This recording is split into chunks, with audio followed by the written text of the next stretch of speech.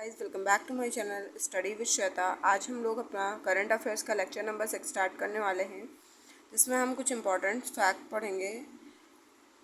First हमारा है the world's most powerful super computer कौन सा है। वर्ल्ड का सबसे मोस्ट पावरफुल कंप्यूटर। अब सबसे पहले मैं आपको बता दूं सुपर कंप्यूटर होता क्या है। कंप्यूटर के ही टाइप्स में अगर हम बात करते हैं तो यहाँ पर हमें 4 तरीके के कंप्यूटर मिलते हैं। आपको मिलेगा mini computer, micro computer, main frame computer और सुपर कंप्यूटर। 4 तरीके के कंप्यूटर्स हमें मिलते हैं। तो वर्ल्ड का सबसे मोस्ट पावरफुल सुपर कंप्यूटर जो है वो चाइना का लाइन शाइन सुपर कंप्यूटर बन चुका है। इसने रिप्लेस किसको किया है, तो ये अमेरिका का एक सुपर कंप्यूटर था जिसे इसने रिप्लेस करके ये फर्स्ट नंबर पर आ गया है। टॉप 500 की रैंकिंग में ये रहा है, 500 की रैंकिंग में ये टॉप पर रहा है। सेकंड नंबर पर जिसको इसने हराया है जो कि यूएसए का है, एल कैपिटल, ये बना हुआ है सेकंड नंबर में, जो कि अभी तक सबसे फर्स्ट नंबर का सुपर कंप्यूटर था। 2017 के बाद पहली बार चीन का सुपर कंप्यूटर शामिल हुआ है, क्योंकि इससे पहले जितनी बार भी सुपर कंप्यूटर की रैंकिंग में टॉप में रहा है वो यूएसए का कंप्यूटर रहा है। अब फर्स्ट नंबर पर मैंने बता दिया कौन, लाइन साइन। सेकंड नंबर पे हो गया एल कैपिटल। तो थर्ड, फोर्थ और फिफ्थ भी देख लेते हैं। थर्ड जो है वो टेनेसी है, फोर्थ इलिनॉय है एंड फिफ्थ जो है वो जुपिटर है। ये जुपिटर प्लैनेट वाला जुपिटर नहीं है, ये जुपिटर नाम है। जैसे कि यहाँ line shine, L capital, Tennessee है, वैसे यहाँ पर जुपिटर भी कंप्यूटर का नेम है।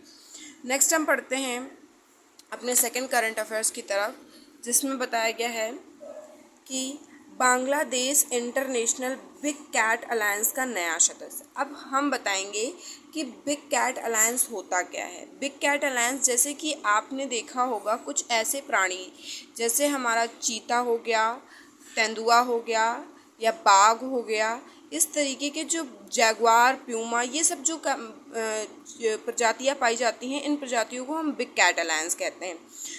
इसको बना 24 जून को ये बना है। बांग्लादेश 27वां देश बना है बिग कैट अलायंस में। इसके ही तहत पर प्रोजेक्ट टाइगर स्टार्ट किया था 1973 में, और 1992 में ही स्टार्ट किया गया था एलिफेंट प्रोजेक्ट। ये भी 2 इम्पॉर्टेंट फैक्ट है, इनको याद रखिएगा। अभी आपने दो या 3 साल पहले, लगभग 2023 में आपने सुना होगा कि नामीबिया से कुछ नए चीते लेकर आए गए हैं। नामीबिया से चीते लेकर आए गए हैं और जिनको भारत के कूनू नेशनल पार्क या फिर बांधवगढ़ हो गया या माधव नेशनल पार्क में रखा गया है। और एक चीज़ मैं आपको ये भी बताना चाहूँगी कि अभी भारत का एक ऐसा वो है, क्या कहते हैं, बिग कैट अलायंस है, जिसने सबसे युवा बिग कैट अलायंस का नाम दिया गया है। वो कौन है वो आप कमेंट में बताइएगा। साथ में मैं आपको बताऊंगी कि जैगुआर और प्यूमा भारत में नहीं पाए जाते। ये भी बिग कैट अलायंस की ही प्रजातियां हैं जो कि भारत में पाई नहीं जाती हैं। लेकिन तेंदुआ हो गया, जैसे कि चीता हो गया, बाघ हो गया, ये सारी प्रजातियां भारत में पाई जा रही हैं। आप मुझे कमेंट करके बताइएगा भारत में इस समय टोटल कितने बाघों की संख्या है। भारत के टोटल बाघों की संख्या कितनी है। आप ये नहीं बताएंगे कि कौन से नेशनल पार्क में कितने हैं, आप टोटल पूरे बताइएगा कि कितने हैं। ओके, नेक्स्ट हम अपना पढ़ते हैं करंट अफेयर्स। वेनेजुएला में आपातकाल की घोषणा। अब क्यों की गई वेनेजुएला में, क्योंकि यहाँ पर जो आया है भूकंप आया था, 7.5 का भूकंप आया है, इसीलिए आपातकाल की घोषणा की गई। अच्छा, ये जो भूकंप की फ्रिक्वेंसी है ये बहुत ही तीव्र गति से आई है, जिस कारण से वहाँ की जो स्थिति है वो काफ़ी ज़्यादा परिवर्तित हुई है। तो वहाँ की जो सरकार है उन्होंने आपातकाल की घोषणा करी।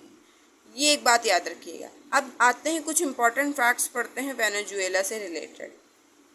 जैसे कि आपको यहाँ पर दिख रहा है, ये वेनेजुएला कहाँ पड़ता है, तो ये साउथ अमेरिका कॉन्टिनेंट है हमारा, दक्षिण अमेरिका कॉन्टिनेंट।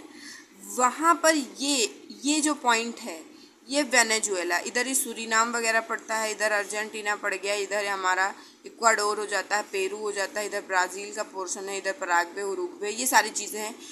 ये जो पोर्शन पड़ेगा ये वेनेजुएला यहाँ पर आएगा।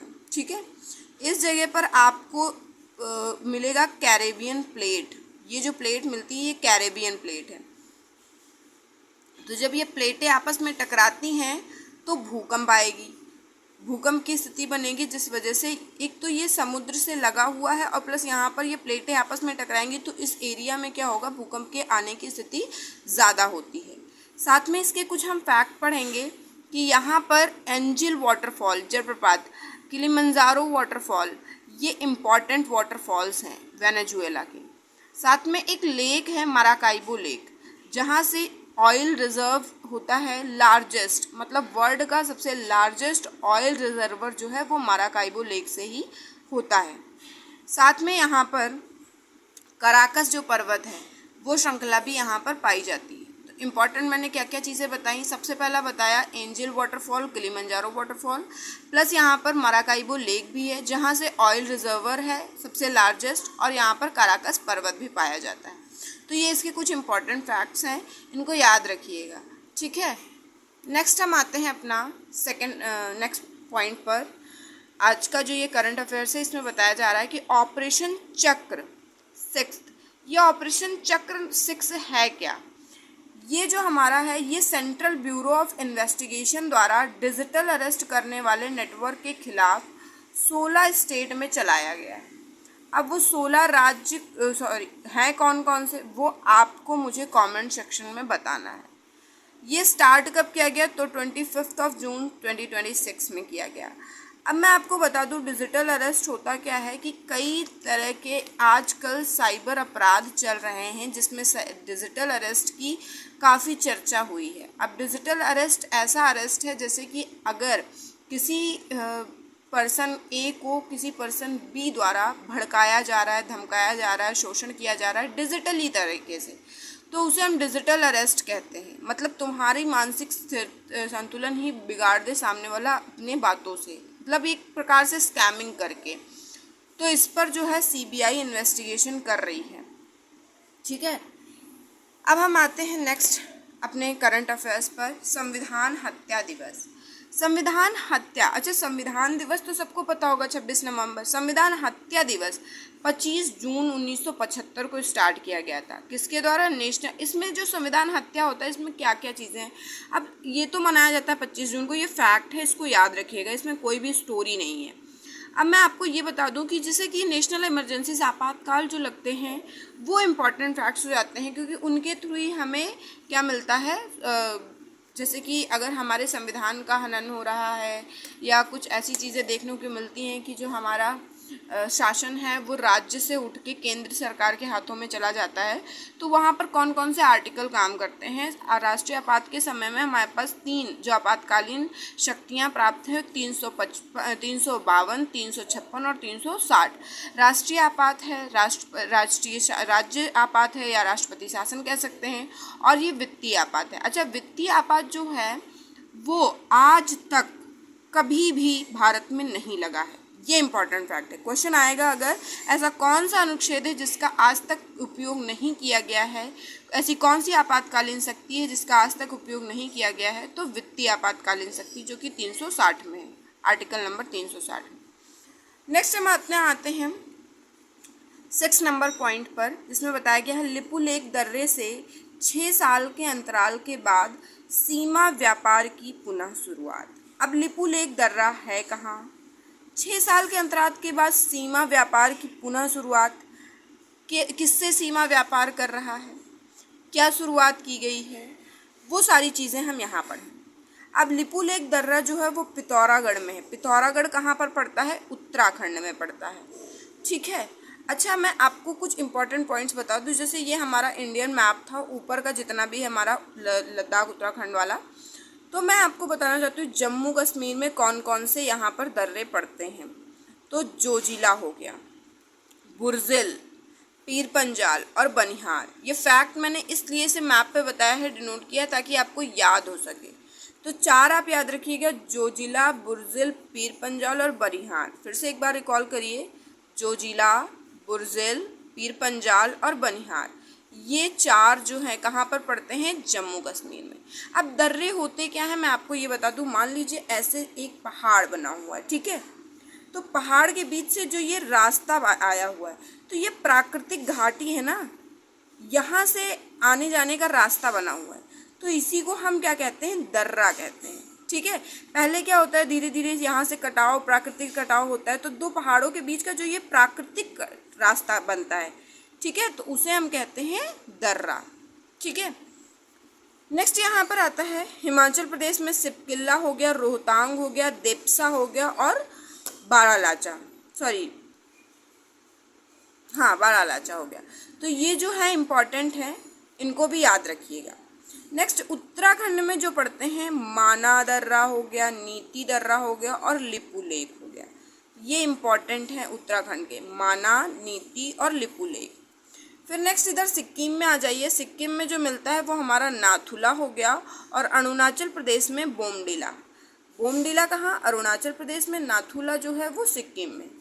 इस तरीके के दर्रे हमें याद रखने, ये इम्पॉर्टेंट है, इसको याद रखिएगा। ये हर एग्ज़ाम में पूछे जाने वाले दर्रे हैं, मैच द फॉलोइंग में उठाता है क्वेश्चन यहाँ से। इम्पॉर्टेंट फैक्ट है, याद रखना ही पड़ेगा, इसके लिए कोई और ऑप्शन है ही नहीं। ओके, तो अगर आपको ये सेशन अच्छा लग रहा है तो आप इसको लाइक, शेयर एंड सब्सक्राइब करें ताकि मेरी वीडियोस आप तक सबसे पहले पहुँचे। नेक्स्ट हम आते हैं अपना 7th नंबर पॉइंट में, जिसमें बताया गया है जोन्नागिरी सोने की खदान। अब ये खदान है कहाँ, अब ये आंध्र प्रदेश में। देखो जितने भी हमारी खदान टाइप की होती हैं, जैसे सोने की खदान हो गई, कोयले की खदान हो गई, तो ये सब जो होगा छत्तीसगढ़, झारखंड, आंध्र प्रदेश, उड़ीसा, इन सब राज्यों में ज़्यादा मिलेगा। मतलब छोटा नागपुर प्लेट्यू का जितना भी पोर्शन है वहाँ पर जितने भी हमारे खनिज संसाधन हैं, खदानें हैं, वो वहीं पर पाई जाएंगी मोस्टली। बाकी और भी जगह हैं।